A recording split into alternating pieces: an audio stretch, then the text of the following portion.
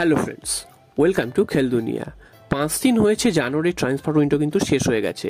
তারপরেও মোহনবাগানের কোন বিদেশি আসবে সেই নিয়ে কিন্তু ধোঁয়াশা অব্যাহত। কারণ এখনও অবধি যা নিউজ আসছে সেখানে কিন্তু মোহনবাগানের নতুন একজন বিদেশি যোগ দিতে পারেন। তো গতকালই তোমাদের একজনের নাম জানিয়েছিলাম, একজন তুর্কির একজন প্লেয়ারের নাম।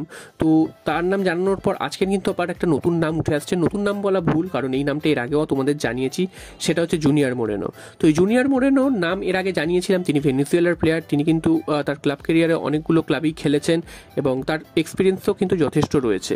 তবে এবার প্রশ্ন উঠছে, মাঝখানে কিন্তু এই জুনিয়র মোরেনোর নাম আর শোনা যাচ্ছিল না, কারণ মোহনবাগানে কোনো বিদেশি চেঞ্জ হবে না, কোনো প্লেয়ার আসবে না, এরকমই কিন্তু নিউজ উঠে আসছিল। এবং ট্রান্সফার উইন্ডো শেষ হয়ে যাওয়ার পরও কিন্তু এই নিউজগুলো আসছে, কারণ এইসব প্লেয়ারগুলো কিন্তু এখন ফ্রি এজেন্ট রয়েছে। আরও বেশি করে এই নামটা সামনে এসছে এই কারণে, কারণ আজকের কিন্তু একটা বিদেশের সাংবাদিক তিনি কিন্তু এই দাবিটা করেছেন যে জুনিয়র মোরেনো তিনি মোহনবাগানে আসছেন। তো তারপর থেকেই কিন্তু এই জিনিসটা নিয়ে কিন্তু শোরগোল পড়ে যায়, তাহলে মোরেনো কলকাতায় আসছেন বা মোহনবাগানে যোগ দিতে আসছেন বলে। এছাড়াও কিন্তু আরও একটা জায়গা থেকে একটা হিন্টস পাওয়া যায়, সেটা হচ্ছে জুনিয়র মোরেনোর অ্যাকাউন্টে গিয়ে দেখা যাচ্ছে তিনি ভেনেজুয়েলা ছেড়ে অন্য কোনো দেশের উদ্দেশ্যে পাড়ি দিচ্ছেন। তবে কোন দেশে তিনি যাচ্ছেন সেটা কিন্তু জানা যায়নি। তো এতগুলো বিষয়ে যখন লিঙ্ক একসাথে হয়ে যাচ্ছে তখন কিন্তু ধরে নেওয়া যাচ্ছে যে তিনি হয়তো মোহনবাগানে খেলতে আসছেন, যদিও অফিসিয়ালি কোথাও কিছু জানানো হয়নি এখনো অবধি, বা অফিসিয়াল নিউজ কিন্তু কোথাও পাওয়া যায়নি। এবং এটাও জানা যায়নি যে জুনিয়র মোরেনো যদি আসেন তাহলে কার বদলে তিনি আসবেন। কারণ তোমাদের আরও একটা নিউজ দিয়ে দিই, যেটা হচ্ছে হুগো বুমোকে নিয়ে। হুগো বুমোকে ডার্বি ম্যাচে রাখা হয়নি, এমনকি 18 জনের দলেও তাকে রাখা হয়নি। তো এবং তাকে দেখা গেছিল যে ভিআইপি বক্সে তিনি থমথমে মুখ নিয়ে বসে রয়েছেন। তো তারপরে প্রশ্ন উঠেছিল, তাহলে কি হুগো বুমোর জামানা শেষ হয়ে গেল? কারণ হাবাসের সাথে হুগো বুমোর সম্পর্ক একদমই ভালো না, এবং হাবাস আসার পরই কিন্তু হুগো বুমো থাকবেন কি চলে যাবেন এই নিয়েও কিন্তু একটা জল্পনা হচ্ছিল, কারণ মুম্বাইয়েরও অফার ছিল তার কাছে। তো সব মিলিয়ে এখন অবধি হুগো বুমো কিন্তু যাননি। তবে আজকের একটা ভালো খবর যেটা মোহনবাগান সমর্থকদের খুশি করবে, সেটা হচ্ছে হুগো বুমো আজকে কিন্তু দলের প্র্যাকটিসে যোগ দিয়েছেন এবং তিনি কিন্তু খুব খোশ মেজাজি প্র্যাকটিস করেছেন।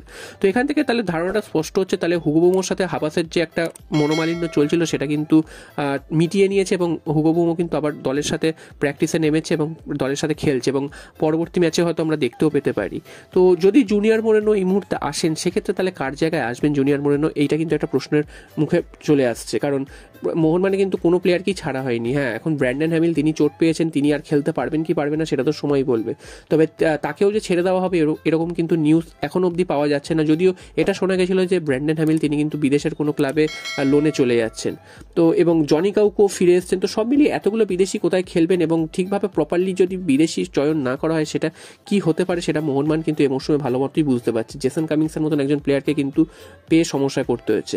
তবে এরকমও কিছু কিছু জায়গায় শোনা যাচ্ছে যে জেসন কামিংসকে হয়তো মিউচুয়াল টার্মিনেশন করে ছেড়ে দেওয়া হতে পারে, এবং জেসন কামিংসের সাথে কিন্তু দ্বিপাক্ষিকভাবে আলোচনা করে তাকে ছেড়ে দিয়ে এই প্লেয়ারদের কিন্তু নেওয়া হতে পারে। কারণ বিদেশিদের মধ্যে যদি সব থেকে খারাপ পারফরমেন্স কারোর হয় সেটা কিন্তু জেসন কামিংসের। জেসন কামিংস কিছুই করতে পারছেন না, তাকে শুধু যদি গোল লাইনে বল সাজিয়ে দেওয়া হয় তিনি কিন্তু শুধু গোলটা করেন, এছাড়া তার কিন্তু কোনো ভূমিকা নেই। তিনি না বল পাস করতে পারেন, না অ্যাসিস্ট করতে পারেন, না তিনি কোনো ড্রিবল করতে পারেন, না তিনি দৌড়ে কিছু খেলতে পারেন, কিছুই করতে পারেন না। তো সেক্ষেত্রে দেখতে গেলে সব থেকে এই মুহূর্তে খারাপ অবস্থায় রয়েছে জেসন কামিংস। তো একমাত্র হতে পারে জেসন কামিংসকে হয়তো মোহনবাগান ছেড়ে দিয়ে তার বদলে জুনিয়র মোরেনো বা কালকে যে তুর্কির যে প্লেয়ারটির নাম বললাম সেই প্লেয়ারটি আসতে পারে। তো এখন তুর্কির যে বারিস আটিক যে প্লেয়ারটির নাম বলেছিলাম তার আসার সম্ভাবনাটা কিন্তু অনেকটাই পিছিয়ে গেছে। এখন জুনিয়র মোরেনো এই নামটি কিন্তু সামনে উঠে এসেছে, তাই তোমাদের জানিয়ে দিলাম। যদি এরপর জুনিয়র মোরেনো সম্পর্কে আর কোনো আপডেট পাই অবশ্যই